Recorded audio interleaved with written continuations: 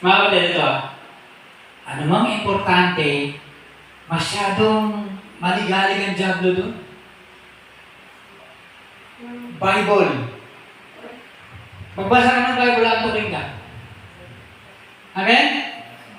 Panahon ni Jesus, siya yung ikalawang Adan, kung paano bumagsak si Adan, pagdating si Jesus, bago siya mangaral, kagaya nung kay Adan, pagtukos kay Adan, pagsubok kay Adan, sinubukan ni si Jesus, ang pinanlaban niya sa salita ng Diyos. Kaya pag nagbabasa ka ng Bible, tulog ka. Kaya huwag ka magtaka pag may natutulog dito, may naantok dyan. Sabi ni Jesus, yung may naghasik, tinangay ng ibon. Paano tinatangay ng ibon ng salita ng Diyos? May nagsasalita, may natutulog. Pag ganun ng lalaki, o nang natutulog, ano ba yung sinabi kanina? Maganda yun Oo nga, mga kapatid, mula nung nalaman ko na may isang pastor na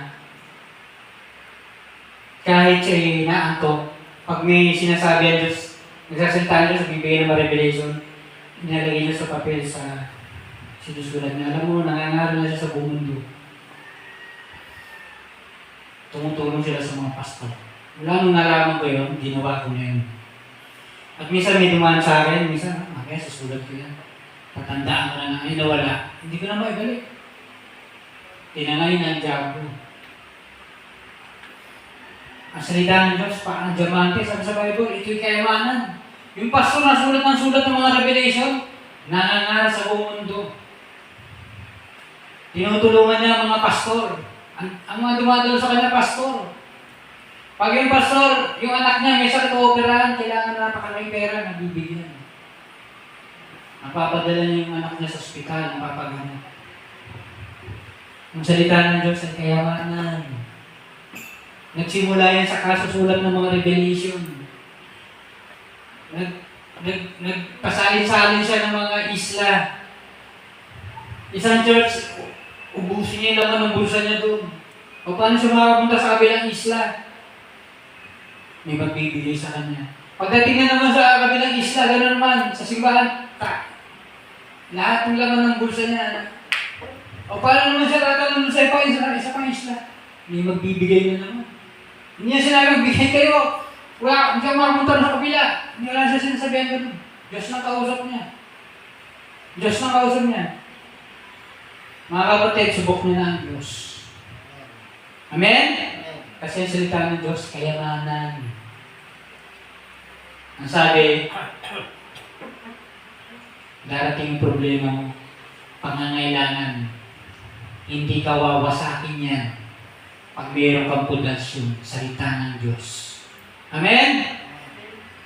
Dapat hindi nangangatitenga natin sa salita ng Diyos. Dapat, ang turing mo sa salita ng Diyos, kayamanan. Ang sabi rin sabi sa Old Testament, ang gusto ng Diyos ay yung tao na natutumba sa salita ng Diyos. No? Yung bang wow, salita ng Diyos. Yun ang gusto ng Diyos. Yung sila sa salita ng Diyos, mabibless sila. Amen? So mga kapatid, muling araw na. So kailangan meron tayong salita ng Diyos. Tatapusin ko na nga yung utang ko. Sinabi ni Jesus sa taong namatay, nakatid sa langit.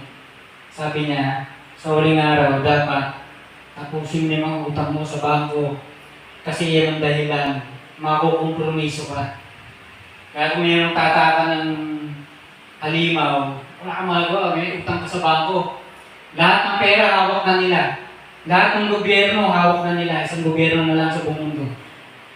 Isang ekonomiya na lang sa buong mundo, sa pera na lang. Sa Europe nga nagkaroon ng Euro. May pera sila, meron silang London may pounds. Ay ibang lugar may franc. Pero merong euro. Pag meron ka nun, may bibili mo yun sa France. Dapat franc. Sa London, may bibili mo euro. Isang pera sa Europe. Napakayamang mga lugar, mga bansa yan, mga kaharian yan. May mangyayari sa uling panahon. Isang pera na lang. At ang perang to hindi perang nawasan. Digital money. Nalalaman nila kung paano mo ito binibili. Binibigyan ka nila ng points. Puntos. Habang binibili mo ito. Pag hindi ka ginagas ng mga pinagbibili mo, binibili mo mga verse, mga Bible, lagot ka ngayon. Amen? Muli ang cellphone, laptop, sige. Mag-internet ka dyan. Mag-online ka, okay. Kapag nga binibili mo ng Bible, mga verse, mga ganyan, mga poster ng salita, patay ka. Lagot ka na. No? Hindi na gusto yan. Amen? At yung mga satanista, yung agenda na nagmimitingan nila, natutupad. Pinatutupad nila. Akala mo pinatutupad na ng gobyerno, hindi mo alam. Yan ang agenda ng mga satanista. Pagbabawal niya nangangaral sa kalsada. Nakaraang taon, 2025, nagsimula. Pag tumayo sila dyan, tinutulak sila, nalaglag sila sa tinatayuan nila. Tumutungtong sila sa tuntungan. Bigla kami lang bubulusok, may tinulak na doon. Palsik 2025 yun. Yun daw ay pinagmimitingan ng mga satanista. 2025 nangyari, kada siyang na taon, may nagagano. Kada siyang na taon. Pero pinagmimitingan na yun. Sabi niya 2025, pagbabawal na pangangaral diyan sa labas. Nangyari. Sabi ng high priest sa South Africa. Ngayon, Kristiyano na siya.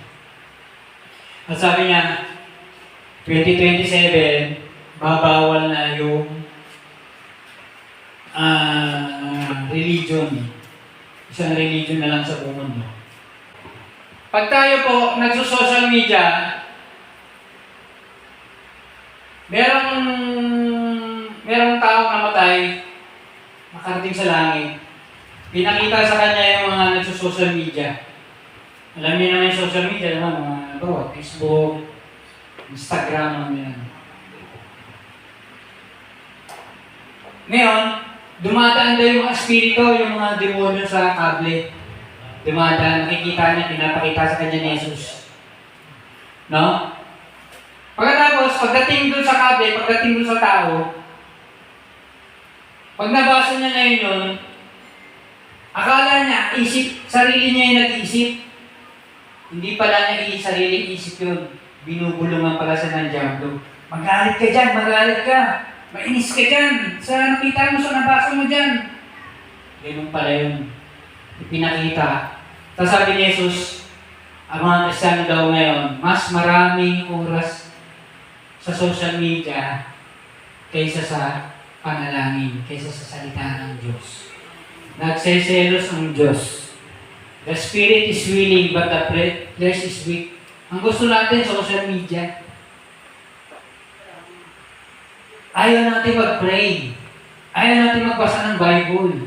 Samantalang sa huling araw, yan, dalawang yan ang napakahalaga niyan. Sabi ni Jesus, dapat nag-ipon na kayo ng salita ng Diyos. Kasi pagdating ng araw, mahirapan na kayo makakita nito. Wala na to. Pagbabawal na to. Amen? Sa ngayon, nasabihin nyo, totoo ba yun? Wala na mga librong ganyan, wala na mga Bible. Ang dami-dami, hindi nga binabaliwala nga lang ito. Hindi na mga ito binabasa. Pagdating ng araw, tingnan mo. So ito, ngayon ang araw, sabi ni Jesus, ito yung mga bagay na dapat gawin mo na agad. Gawin mo na agad. Hindi mo to, Lord, next week, next month, next year, hindi. Gawin mo na. Gawin mo na agad. Kasi, darating ang panahon, Wala ka ng access dito. Yung cellphone mo may verse, may Bible, wala yan. Mawala yan. Ito, mawala to. Dating araw itong mga pagtitigo natin ito, babawal ito. Wala na tayong mic. Pagulong na lang. Kasi huli ka, kukulong ka. Amen? Mga kapatid, kaya ako ngayon, utang ko, tatapusin mo. Dapat kong bayaran, babayaran ko na. Amen? Zero na. At pagdating daw ng muling araw, lahat ng pangangailangan ng mga Kristiyano ibibigay ni Jesus. Mahimala. Meron daw nanay, nag-pray doon. Nagugutom na yung mga anak ko. Nag-pray siya, Panginoon. Wala na eh. Ang mga Kristiyano na, wala nang trabaho eh. Binuhuli na eh. Iniitsipwera na eh. Hindi na sila binibigyan ng trabaho eh, sa huling araw na yun. Pinakita sa kanya yung, pinapakita sa kanya yung, eto, ang nangyari sa huling araw. Nagugutom yung mga anak na nag-pray siya, Panginoon, nagugutom yung anak ko. Hindi mo sila ayaw mamatay sa gutom. Biglang may dumating na lalaki, may dala-dalang pagkain. Parang sinasabi ng Diyos sa akin, bigay ko lang itong mga pagkain ito sa iyo. Ganon. Yung nangyari pangalan mo. Yung may bahay ang punan, kay George Muller, yun, gano'n na nangyari. Biglang may kumatok. Ito, parang sinasabi sa akin ng Diyos, bigay ko lang sa inyo ito. Talagang, ang mga anak na, nag-iiyakan na sa gutom. Gutom na. Ilang kain na, hindi na nalipas na ng almusal, tanghalian. Nagugutom na, nag-iiyakan na. Pinag-pray niya. Mga kapatid, sabi sa Book of Acts, sa huling araw, magkakaroon ng vision. Mananaginip sila, magkakaroon ng vision. Amen? Sa huling araw. Genesis chapter 3. Ano ba talaga yung ating kakainin? Salita ba ng Diyos? O yung puno sa gitna? Nasa gitna natin. Yung bunga ng pagkaalam na mabuti at masama. Na sinabi ng Diyos na huwag mong kakainin. Huwag mong tatanggapin. Amen? Sabi ni Jesus, hindi ka mabubuhay sa tinapay lang kundi sa mga salita ng Diyos ang mamutawi sa bibig niya. Ang salita ng Diyos ay pagkain din. Ipapasok mo sa katawan mo. Papasok mo siya. I-meditate mo kung paano yung bakang inuuya yung salita ng Diyos na matagal. I-meditate mo. Hindi yan yung narinig mo lang, okay na, hindi. Pag-aaralan mo pa yan. Naranasan mo ba yung bawa, John 3:16, lagi mong binabasa, pinag-aaralan mo, sabihin dyan. Ano ba yung Matthew 6:30, unahan, kaharian ng Diyos at ang kanyang katuwiran. Tapos lagi pinag-aaralan mo. At sa dami mo nakukuha. Isang verse lang yan. Parang gano'n. Parang yung bakang inunguya yung pagkain. Pupunta rito sa leeg, tapos iamit niya ulit, nunguyain niya ulit. Hindi niya nilulunok. Hindi umaabot sa bituka, hanggang leeg lang. Ang baka kasi may lalagyan sa leeg. Nunguya niya, tapos pupunta rito. Ngayon siya nunguya, tapos iamit niya ulit, nunguyain niya ulit. Tapos lalagyan niya rito. Ganun. Sabihin, hindi siya lumalampas sa verse na yan. Nabawa tayo. Hindi tayo lalampas sa verse na yan. Lagi natin pinag-aaralan yun. Hanggang may makuha tayo, may makatas tayo. Ano ba sinabi ng Panginoon dito? Amen? So yan. Si Adan, salita ng Diyos, naririnig niya. Sinasabi niya kay Eva. Sige na naman tao ron eh. Wala pa sila anak. Wala pa. Hindi pa ganito. Bilyon-bilyon tao ngayon. Wala pa. So si Eva pa lang. So mga brother naman si Eva, ang kinakain niya pagkain, yung pagkain na binabawal ni Jesus, ng Diyos. Bunga ng pagkaalam na mabuti at masama, andun naman siya. Sinabi sa kanila, huwag kayong kakain yan. Pero doon pa siya pumunta. Ano? May natuturo ng salita ng Diyos, may salita ng Diyos, bakit hindi yun? Ba't kung ano-ano pinupuntahan mo? Kaysa magkomento ka, magsalita ka ng ganyan-ganyan, takbo sa salita, aral ka. Diba? Pag may oras ka magkomento, magganyan-ganyan, tumato siya ito, ay, ganito. Nawawala ka ng oras mag-aral ng salita ng Diyos. Kaysa magganyan ka naman ng oras ng ganyan, takbo ka sa salita ng Diyos, pag-aral mo, kainin mo yung salita ng Diyos. Amen? Ang pagkain kinakain, hindi pinag-aagawan, hindi pinagtatalunan. Hindi tayo magpapagaling sa pagkain. Pagkain ng mga Pilipino, kumpara sa pagkain ng mga ibang bansa. Ang pagkain kinakain, hindi pinagtatalunan. Amen? Magkaroon ka ng oras kumain. Magkaroon ka oras mag-aral ng salita ng Diyos, hindi makipagtalo. Amen? Sabi sa Bible, iwasan ang pakikipagtalo. Amen? Ngayon, ginagawa natin para tayo ngayon magpapakain. Ngayon, para tayo kumakain ngayon ng salita ng Diyos. Amen? Ngayon, para tayo nagpapakabusog sa salita ng Diyos ngayon. Magkaroon ka ng oras kumain. Mag-focus kayo sa pagkain ng salita ng Diyos. Pagdating ng araw, etong mga to, wala na to, mahirapan ka na makuha. Masabi ng mga nakakarinig, nakakating, nakakita. Totoo ba yun? Parang di naman totoo na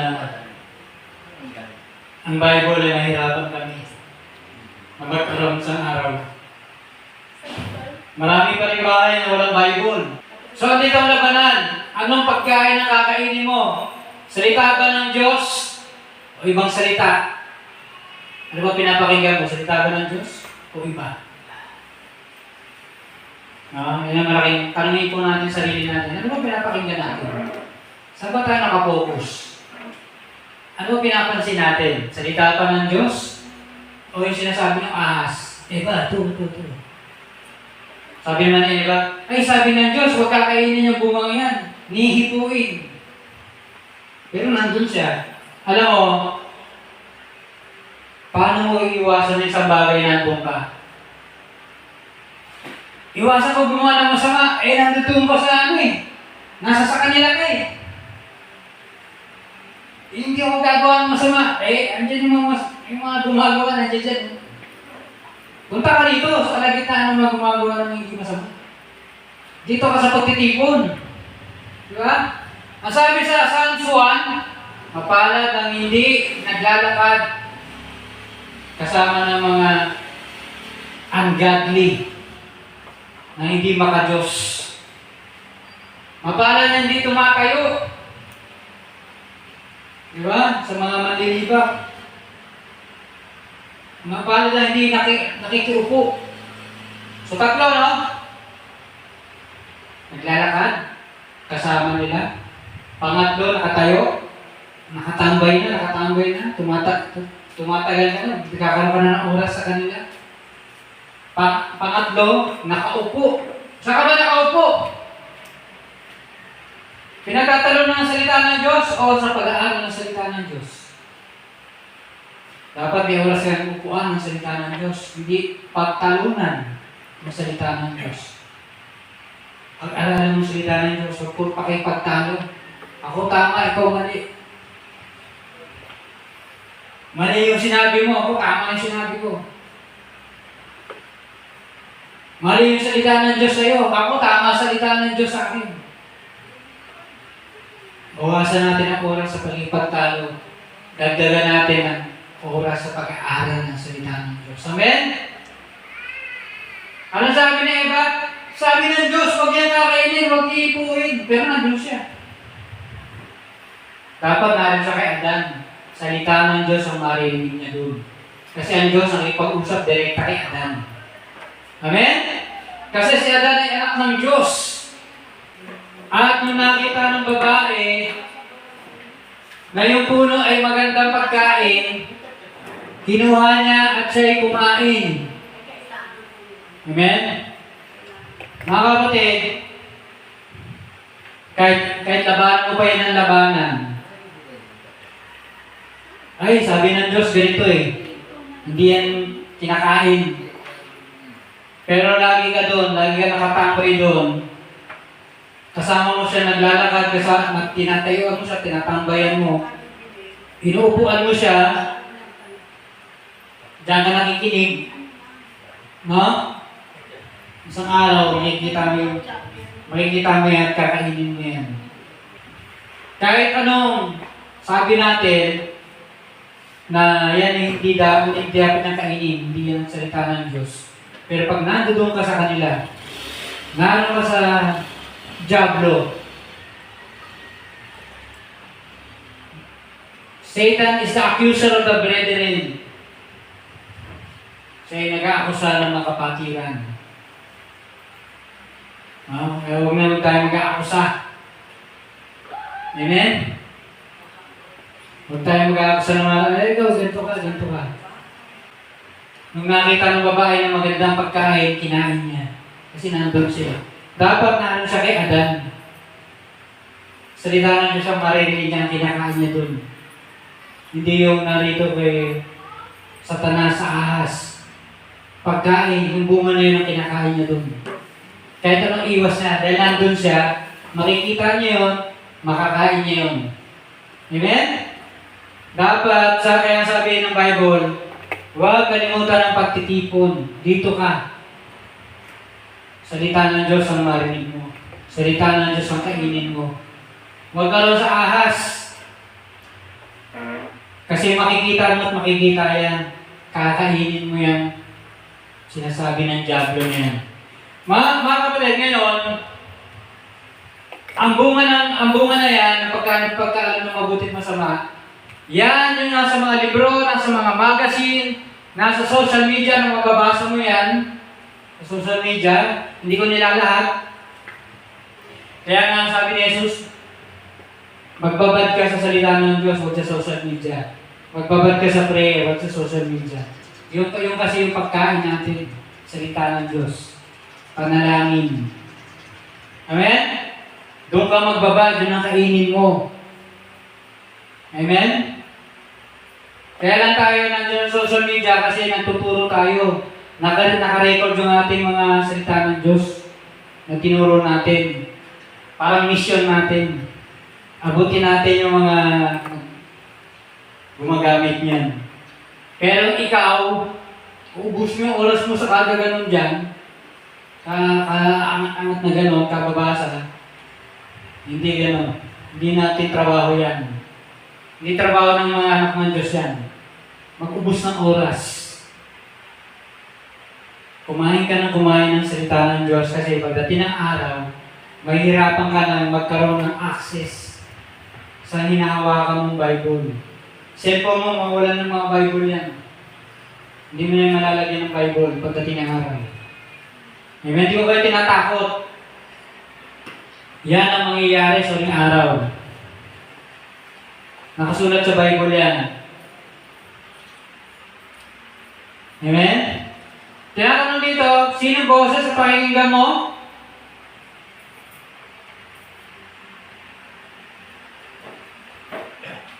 Anong kinakain mo sa salita ng Diyos? Kaninang otoridad? Sino susundin mo? Diyos ba? O yung ahas ba? Mga kapatid, ang bunga ng pagkalan ng masama, ang buti ng sama, nakukuha mo yun sa mga dyan, mga sinasamahan mo dyan. Alam nyo, kung ano sila, magiging ganun pa rin.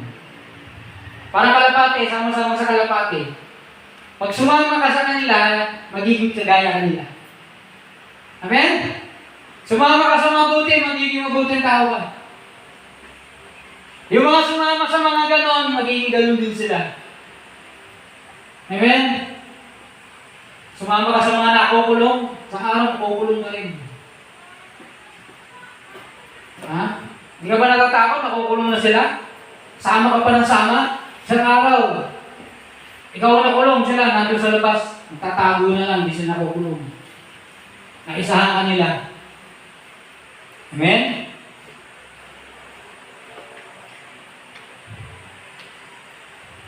Nakaraan, may bisita tayo na turo. Sabi niya,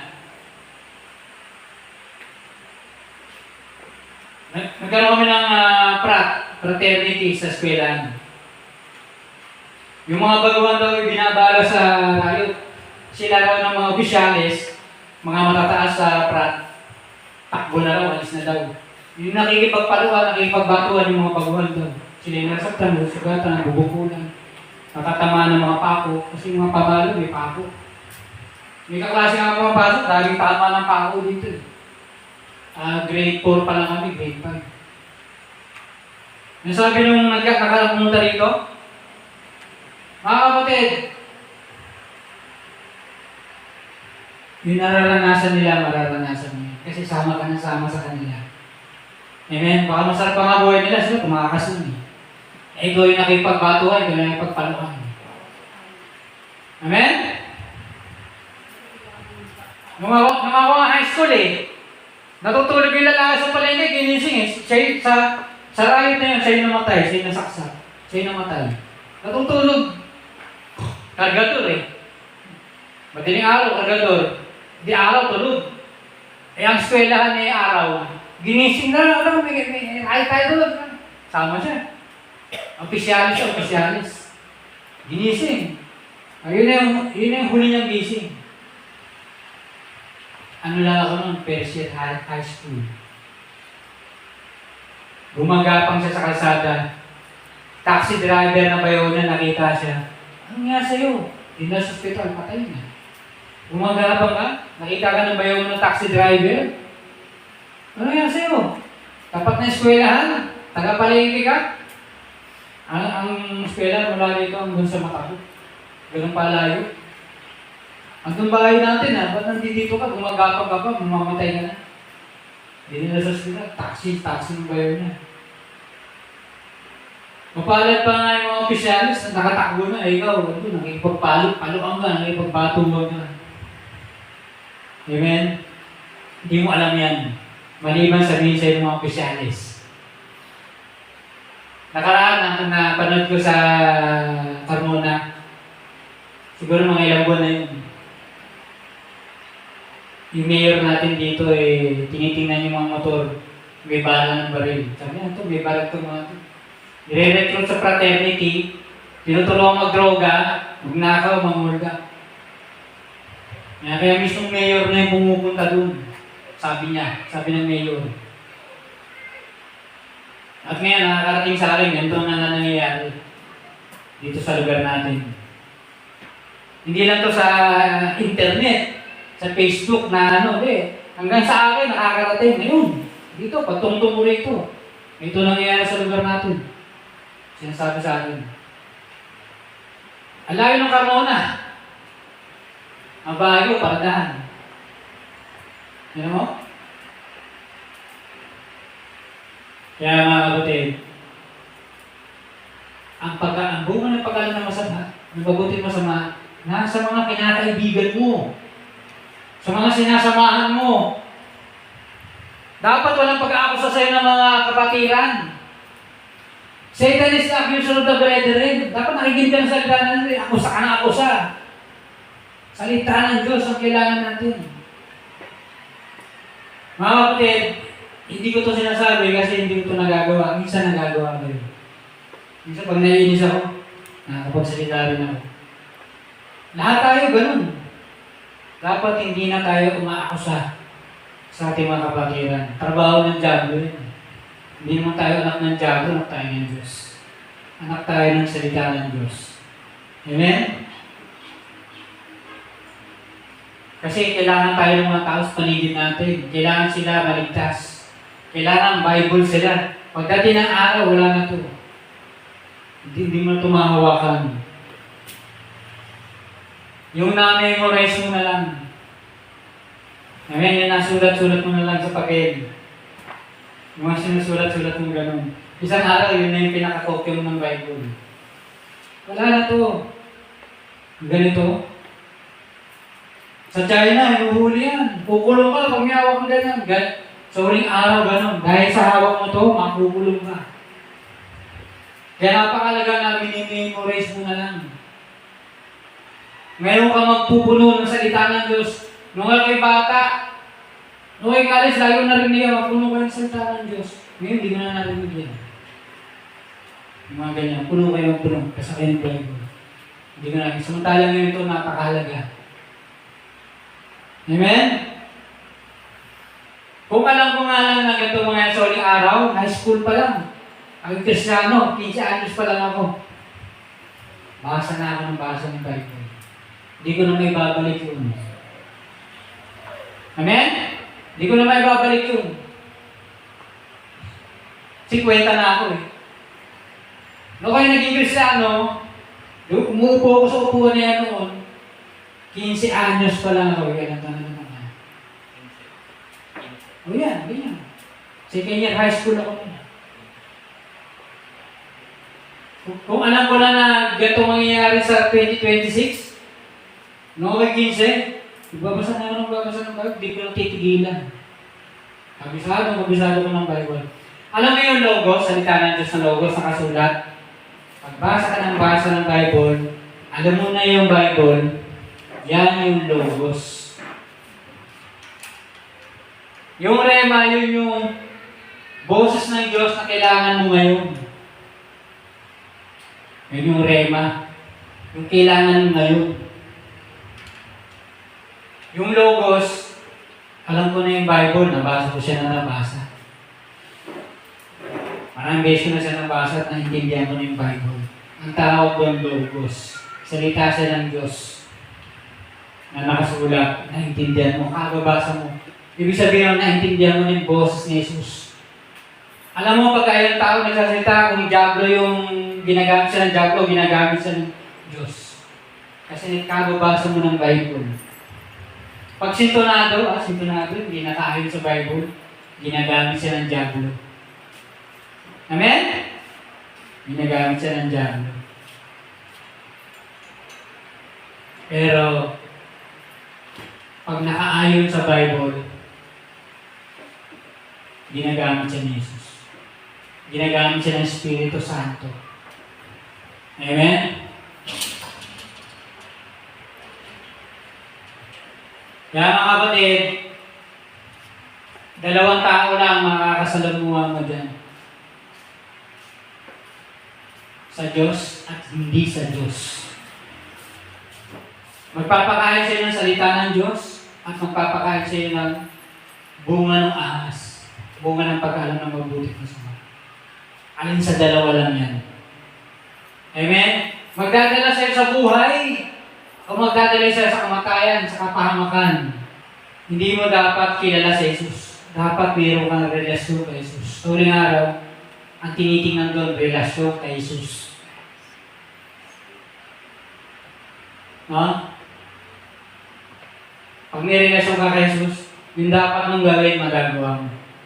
Magtataka lang, bakit ako tumatalo? Kasi may relasyon kayo kay Jesus. Diba? Siyempre, di ka dadalo pag nakulto yung gawa nyo. Kung ano yung tinuturo. Iba dahil may relasyon ka kay Jesus, napunta ka pa sa pagtitipon. Doon ka pa rin dinala ng Diyos. Ang kailangan relasyon kay Jesus. Kailangan mayroon ang relasyon, nagpe-pray ka. Nag-aaral ka ng salita ng Diyos. Pag may relasyon ka sa tatay mo, kakainin mo yung pinapakain niya. Amen? Sabi ng tatay mo, pakainin kita gulay, prutas, pagkain. Ngayon, hindi mo kakainin yung mga bawal. Ganito mo na ng mga pinagkakakain. Pag ganun ang ginawa mo, wala kang relasyon sa tatay mo. Kasi yung tatay mo, pinapakain siya gulay. Gulay, yung mga masustansya para tumibig ka, di ka magkasakit. May sakit ka, gagaling ka. Eh, pag iba yung pinagkakakain mo, wala kang relasyon sa tatay mo. Hindi pwede yung kilala ko yung Diyos, kilala ko yung Ama ko. Hindi pwede ganun. Dapat mayroong kang relasyon sa Kanya. Pag may pinagawa siya sa'yo, dapat matuto ka. Yung agila, tinuruan yung anak niya, ihagis. Bumagsak. 4 na beses. Araw-araw. Ibabagsak, sasagipin, ibabagsak, sasagipin. Isang araw, malakas yung balikat. Marunong siya lumipad. Pagdating sa taas, hindi siya napapagod yung agila. Nakatipa lang. Kumbaga sa dagat, nagpo-floating. Hindi napapagod. Sino rito yung nagpo-floating sa dagat na pagod? Kasi meron ka relasyon sa tatay mo. No? May relasyon ka sa tatay mo. Isang araw, ikaw na ngayon yung agila.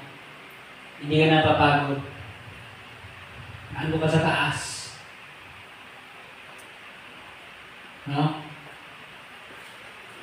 Kasi meron kang relasyon sa tatay mo. Hindi mo lang kilala yung tatay mo. Kasi naturuan ka niyan. Lumago ka. Nag-matured ka. Kasi nagagawa mo na yung ginagawa ng tatay mo. Nagagawa mo na yung ginagawa ni Jesus. Si Jesus ay nagkatawang tao. Kagaya mo. Amen? Kaya kailangan mo ng relasyon sa Diyos. Si Eva, sabi sa salitang Hudyo, si Eva ay patuloy na pumupunta sa ahas. Si Eva ay hindi pumunta sa ahas isang beses, hindi. Si Eva punta dun sa ahas. Hindi salita ng Diyos pinapakinggan niya. Iba ang focus niya. Ito yung salita ng Diyos, iba naman ang focus niya. Ibang nagsasalita, ibang speaker. Ang speaker si Adan eh. Pero iba naman ang pinapakinggan niya, yung ahas. Ito, bunga. Ay, sabi naman niya, huwag daw yan uwi, huwag daw kakainin. Pero nandun siya. Kaya ganito, ito yung mga pagkain. Turo siya ng turo, hindi pinapakain niya. Pero nandun siya. Isang araw na nakita niya, kinain niya. Andun siya eh. Dapat doon ka sa speaker, kay Adan. Yun ang fokusan mo ng salita ng Diyos. Pakinggan mo. Hindi lang pinapakinggan, sinusunod pa yan. Paano mo susundin? Hindi mo naman napapakinggan. Hindi mo narinig, hindi ka nakapokus. Paano mo susundin? Ako nga paano mo siya naging revelation? Narinig mo yung boses ng Diyos. Tapos pinaliwanag niya. Pag hindi ko na isulat, hinayang ako. Parang ang laking pera na wala sa akin. Naintindihan niyo ba? Pinapalagaan niyo ba yung salita ng Diyos? O hayaan niyo lang itong lumipad? Narinig niyo, binaliwala, kinalimutan niyo na. Papasok dito sa kaliwa, lalabas sa kanan, wala na, babay. Mga kapatid, ang Diyos natin ay hari, siya ay Diyos, siya ay napakalaga. Hindi siya dapat baliwalayin pag nagsasalita. Pag siya binaliwala mo, ipaparamdam niya sa iyo isang bagay na ang laki nang nawala sa iyo, Marvin. Ang laki nang nawala sa iyo. Nagsalita ako, binaliwala mo. Itinuro ko kung ano sinabi ko. Binigyan pa kita ng revelation. Binaliwala mo, sabi mo, may konti, susulat ko yan. Ano pa ako eh. Hindi kong iniisip, ano ba yung sinabi ng Diyos kanina? Hindi ko na maisulat. Ito na yung ballpen, ito na yung papel, hindi ko maisulat. Mga kapatid, kung meron akong cellphone, tinatype ko na sa cellphone kahit medyo mahirap. Kung nasa harap ako ng laptop, tinatype ko na yan. Ipaparana sa iyo ng Diyos na naintindihan niyo ba?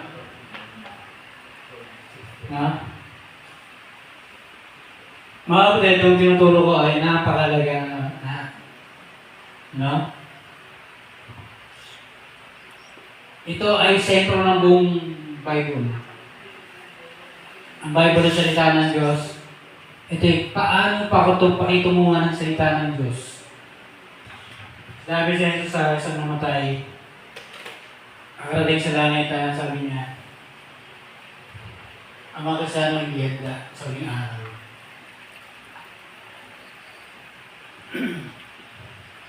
Kaya pagdating ng mga mangyayari sa huling araw, marami sa kanila mapapahamak. Bakit? Hindi nakahanda.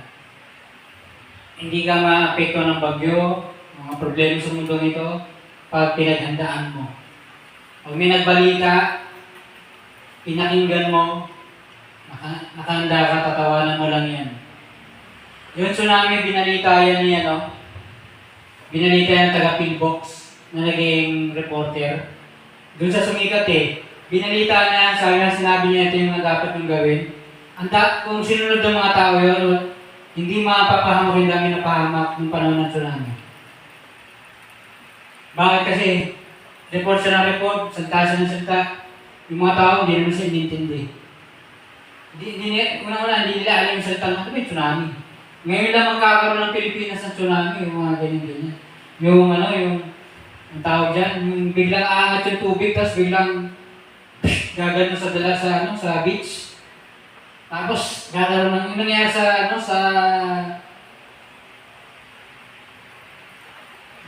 Bisaya. Winaas out yung mga tao, tapos dinala sa dagat na naupos yung mga lugar, yung mga bahay, nalimas. First time lang ang Pilipinas sa karoon. Pero sinasabi ito ni Tani, hindi ito naiintindihan ng mga tao. So salita siya ng salita, balita lang siya ng balita. Hindi siya iniintindi ng mga tao, hindi siya naiintindihan ng mga tao. So dapat may tanungan. Ngayon na nagkaroon ng Pilipinas ng ganyan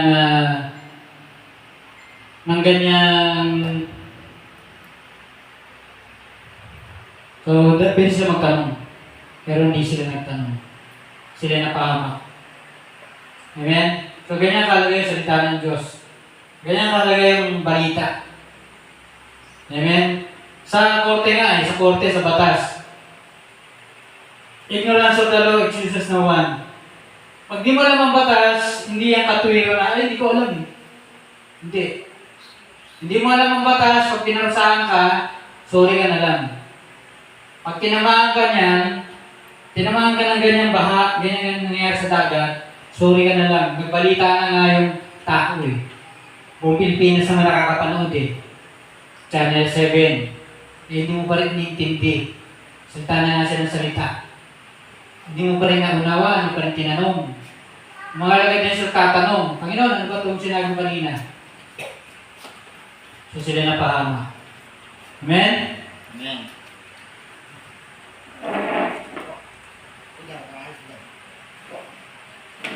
Tandaan mo, pag nakikinig ka sa diablo, hindi ka makikinig sa Diyos. Pag nagsasalita ang Diyos dito, kayo, tumayo kayo dito sa pulpito, at kayo ginagamit ng Diyos, hindi ko kayo nakikita na kayo yun. Lalo't kilala kong boss ng Diyos. Pag yan ay nakaalan sa Bible, ayan, Diyos ang nagsasalita. Hindi ko yung babaliwalain. Nakapokus ako dyan. Wala nung ako'y naging Kristiyano, pilit ako nakaupo dyan, nakapokus ako. Sinusulat ko pa nga yung sinasabi ng nasa preaching. Yung sinasabi niya. Sinilista ko yung verse. Pagka ikaw,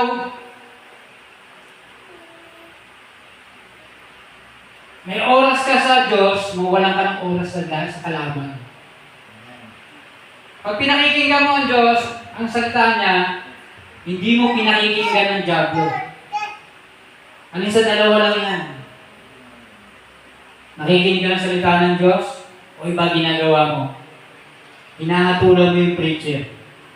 Ako, minsan nagagawa ko yun natin. So, hindi naman dapat gawin. So, mali yung natin gagawin yun. O, yung salita ng Diyos, pakikinggan natin. Amen? Sabihan ni Pablo masama ang motibo ng preacher, pero maganda na ipapangaral ang salita ng Diyos. Si Pablo na nagsabi nun. Siguro motibo ng preacher, makipagtalo, makipagdebate. Pero sabi niya, salamat pa rin, may papangarap sa salita ng Diyos. Pero mo, alang-alang sa salita ng Diyos. Okay pa rin si Pablo doon. Diba? Alang-alang sa salita, napakalaga ng salita ng Diyos ay naipapangaral na rin. Amen? Sabi sa Psalms 1:2, ang palad ng tao na hindi naglalakad sa payo ng mga hindi makadiyos. At ang kanyang kagiliwan ay sa batas ng Panginoon. At kanya itong minimeditate, manilay-nilay araw-gabi. Sabi ron, hindi naglalakad, hindi natayo kasama ng mga yan, hindi nakikiumpok. Lumakad ka kasama ng mga mabuting tao, ng mga Kristiyano, mga anak ng Diyos. Tumayo ka kasama ng mga Kristiyano. Makiupo ka. Sabi mo, kalimutan ng pagtitipon. Makiupo ka. Mga kapatid, pag hindi ka dumadalaw sa pagtitipon, malamang nakipag-umpuan ka sa chismis. Di ba?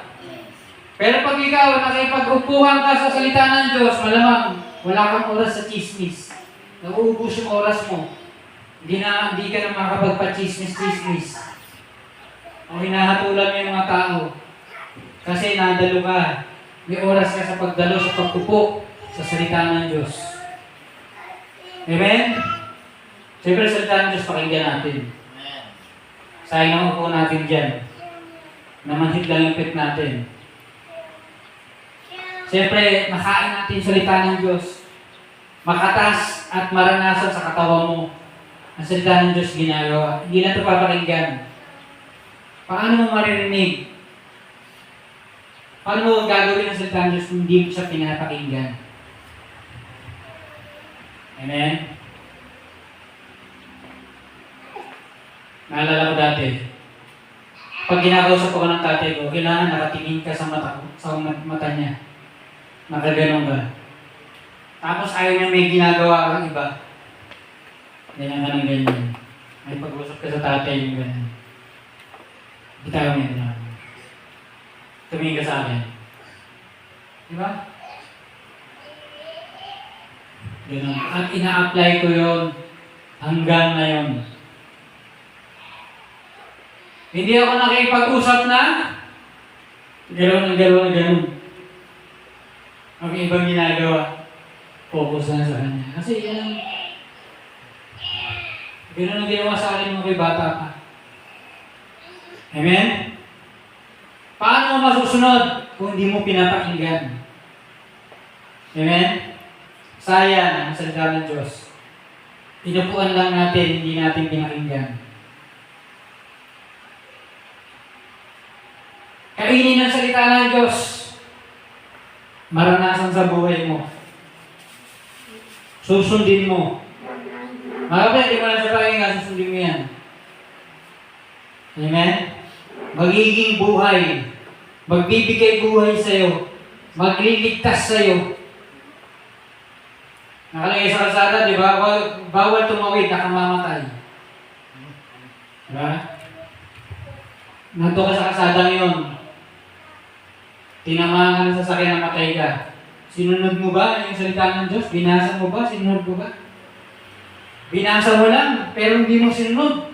Kaya nandun ka, tinamaan ka na sa sakyan, patay ka. Nakalagay doon, bawal tumawid, nakamamatay, may patay doon. Binasa lang. Hindi sinunod.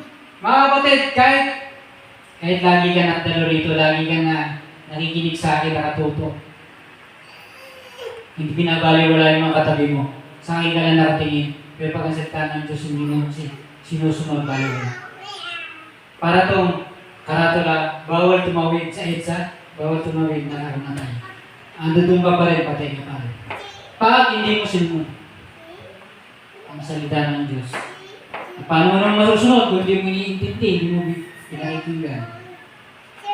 Amen? Kahit anong dalo mo rito, kahit anong sabi mo,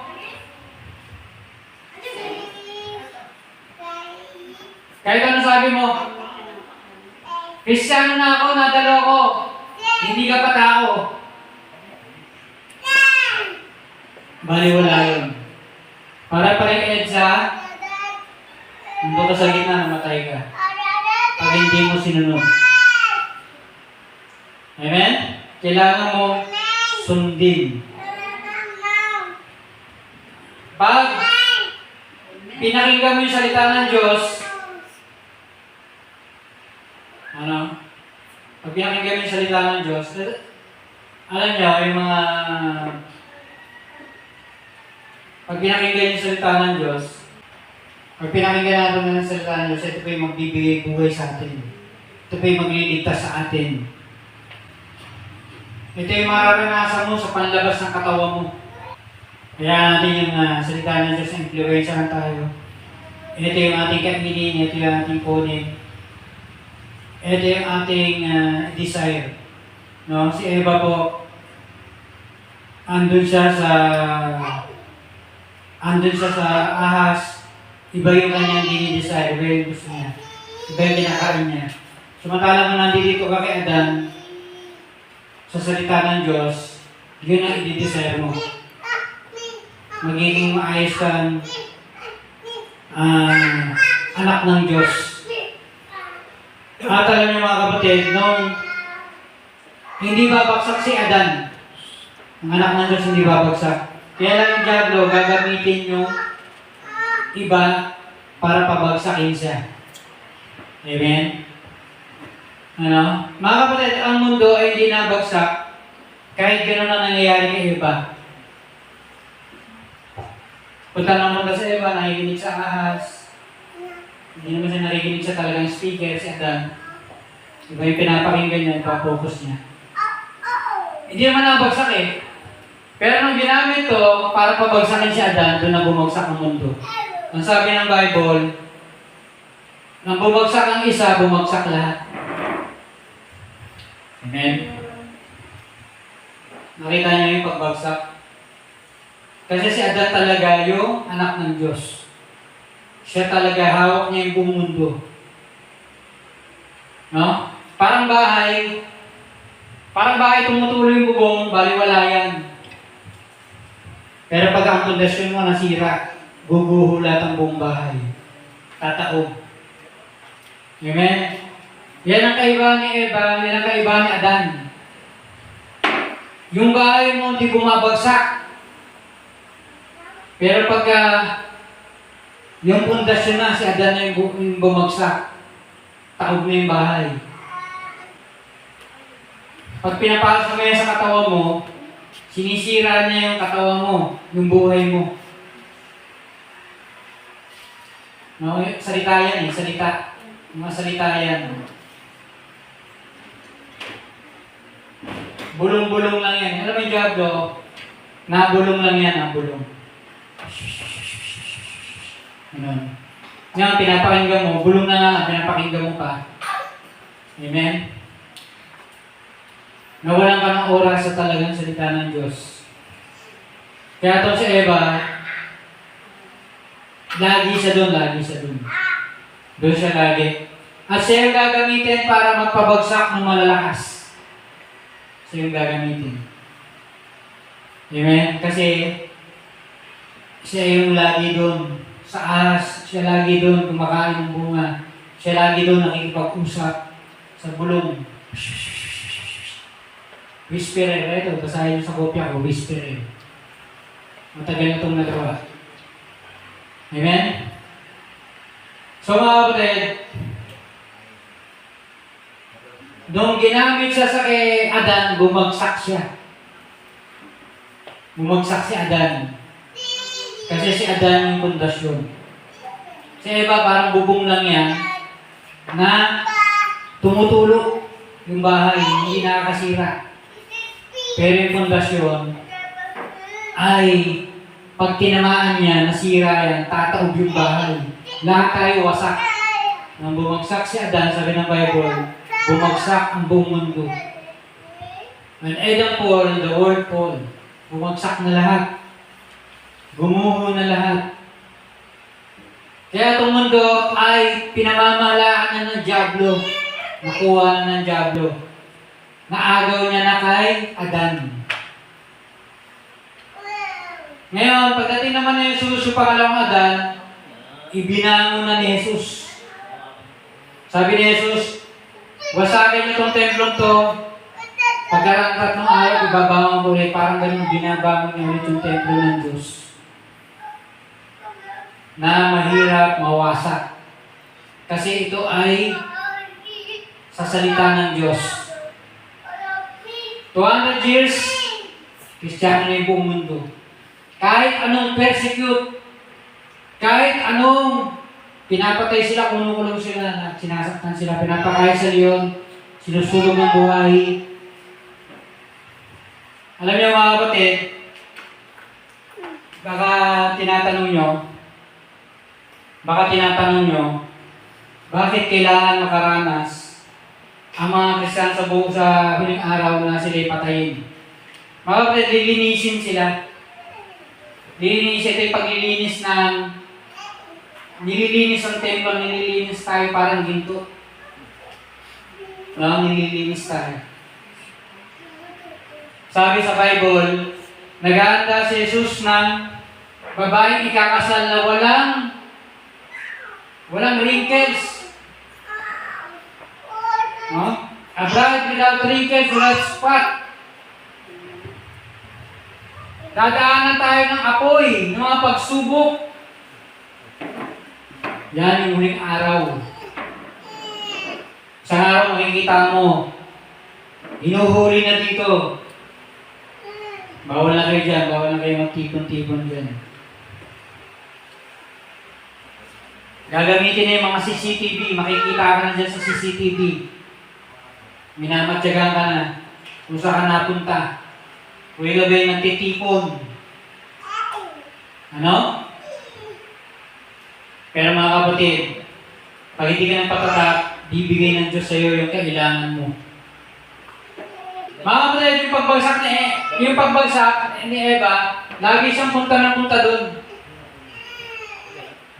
Lagi siya nakikinig sa ahas.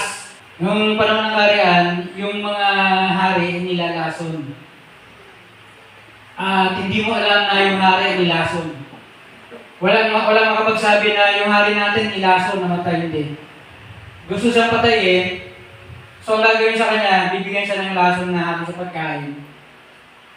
Yun pala, yung hari, andyan, tuloy pa rin sa ginagawa niya, namumuno. Tapos, pero yun di matagal mamatay na yun. Ngayon, pinag-aralan nila yun, nung lason yung ilalagay sa hari, o minsan sa general, o minsan sa opisyalis ng kaharian, yung mataas ang Pinoy, parang mayor, governor. Yan. Pinag-aralan nila yun, nilalagyan nila ng lason araw-araw, nilalagyan nila sa pagkain. Tapos ang araw mamamatay niya yun, tapos kukunin yung kanyang pamumuno, meron kukuha ng pamumuno niya. Kukunin ng iba. So, ganun yun. So, ito yung ginagawa ng dyablo. Punta ka ng punta ron, pinapakain ka niya ng lason, hindi mo alam lason yung pinapakain sa'yo. Nilalason ka na niya. Mga kapatid, pag pumunta ka sa salita ng Diyos, hindi ka nilalason. Kabaliktaran. May pakinggan ng salita ng Diyos, doon ka sa iba, sa bulong. Yun ang lumalason sa'yo. Pupunta ka sa kapamakan, pupunta ka sa pagkawalay. Pag dito ka sa salita ng Diyos, sabi ni Jesus, nagtanim. Sa tabing daan napunta. Ano ka ba? Tabing daan? Yung tinatangayan ng ibon? Salita na ng Diyos, nawala ka, natangay pa. O ikaw yung matabang lupa, natutubo yung salita ng Diyos, mamumunga sa buhay mo. Pagdating ng huling araw, lahat ng kailangan mo binibigay ng Diyos kahit hindi ka magpatatak ng tatak ng halimaw. Bakit? Kasi alam mo ang salita ng Diyos. Ngayon ba naniniwala ka na darating ang mga ito pagdating ng panahon?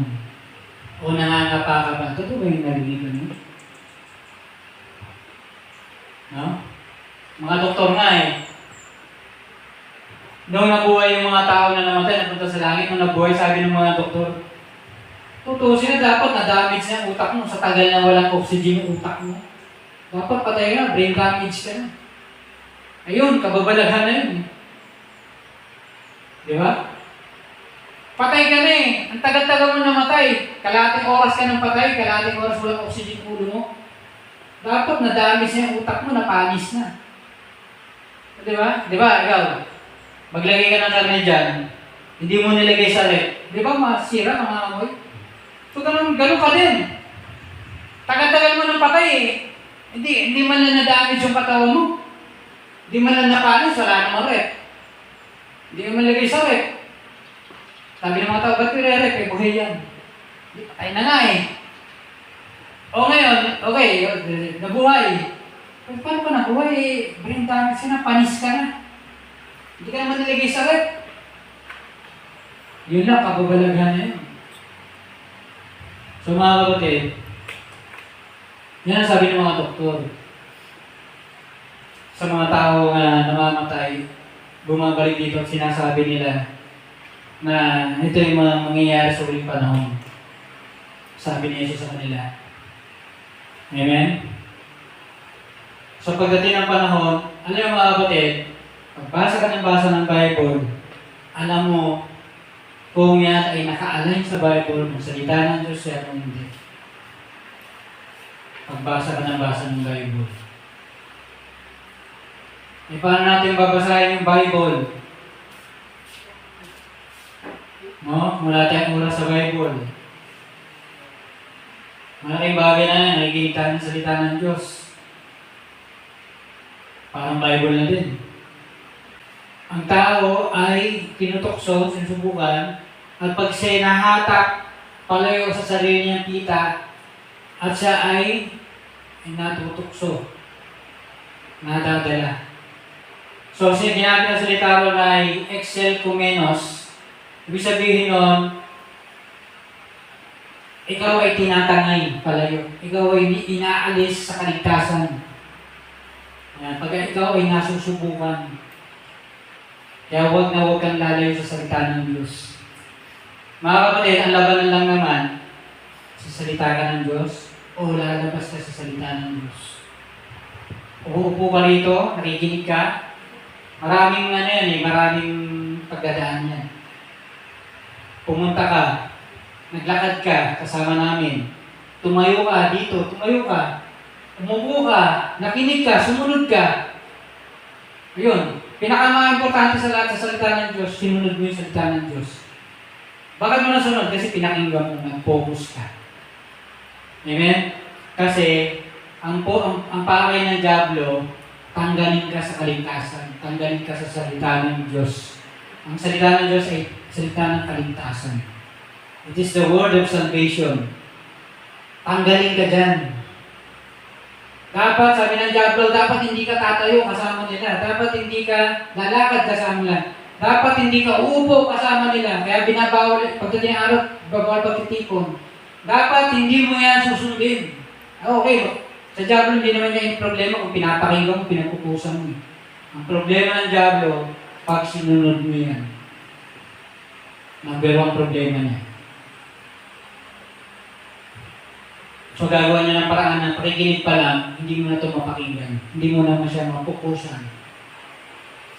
Amen? Kaya sabi ng mga satanista, nagpapadala raw, nakikita raw ng mga satanista sa church, ginugulo yung mga bata. Kaya sa church daw may mga nag-iiyakan. Yan. Para yung mga tao, imbis na narinig ang salita ng Diyos, ang focus nila doon sa batang umiiyak. Kasi paano masusundin ang salita ng Diyos? Iba yung focus mo. Hindi mo na narinig yung salita ng Diyos. Hindi mo na pinapusan. Hindi mo na rin siya masusunod. Yan. Sumunod na salita na ginamit doon ay